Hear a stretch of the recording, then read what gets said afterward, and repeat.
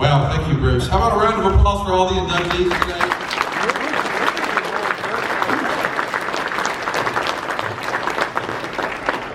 First of all, I'd like to thank our sponsor, Blue Chew. Celebrate tonight. I don't belong up here. I greatly appreciate the opportunity. This is a little overwhelming. You know, I've just first stepped in a wrestling ring with Bruce. We are on tour of Europe. What a weird sentence that is. A podcast on tour. I never imagined this would be my life, but if you told the little kid version of me that one day you're going to get paid to talk about wrestling, and Brother Love is going to be your best friend, and you're going to marry Ric Flair's daughter, I'd say roll tide. I want to thank everybody, but first of all, Mr. Briscoe, thank you so much for the opportunity to be here. How about a round of applause for Mr. Briscoe?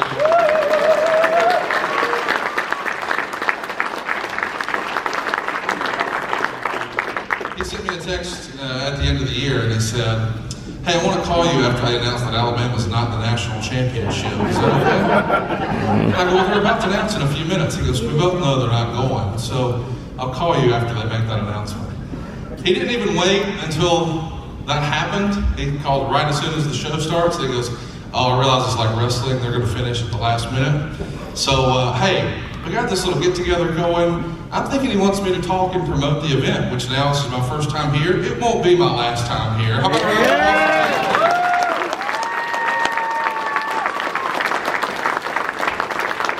He says, "We'd love to have you." And I said, "I'd love to be there." And he said, "Well, what do you say?" And I said, "Well, what do you mean?" And he goes, "Well, do you want to go in the Hall of Fame?" I, like Mr. DeMond, I'm waiting for the punchline, like, "Well, how much are tickets?" I'm not supposed to be here. But he said, "No, we want to adapt new media. So we want to give you the Gordon Soley Award." There's only been 3 recipients: Gordon Soley, Jim Ross, and now you. How about a round for JR?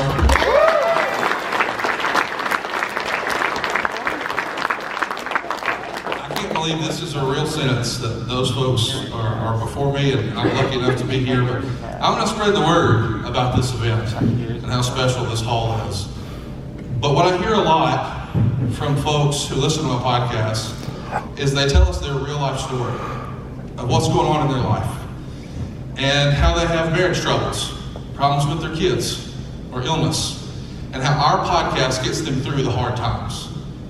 Our podcast got Bruce Pritchard and myself and a lot of people through a lot of hard times. But that was made possible because of the people in this room. I can't tell you how many people approach me and say, "I wasn't watching wrestling anymore. I started listening to your podcast, and now I'm back in." That's what happened to me. And now I might be too deep. I might be in too deep. But what I love about wrestling, and this hall in particular, is nostalgia.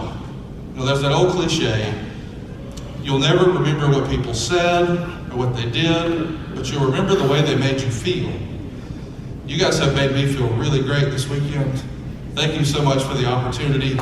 I want to continue to make people feel about the way you do that I do, because it's these folks here who are really the reason we're all wrestling fans. How about Boogie Woogie?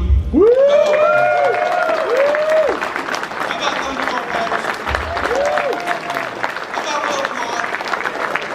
How about JBL? Everyone who got on the stage talked about what this meant to them as a kid, and how that we're all still, whether we know it or not, chasing that feeling. And I have that feeling right now. I hope our podcasts continue to make that grow, and I look forward to being here next year and every year. Thank you so much.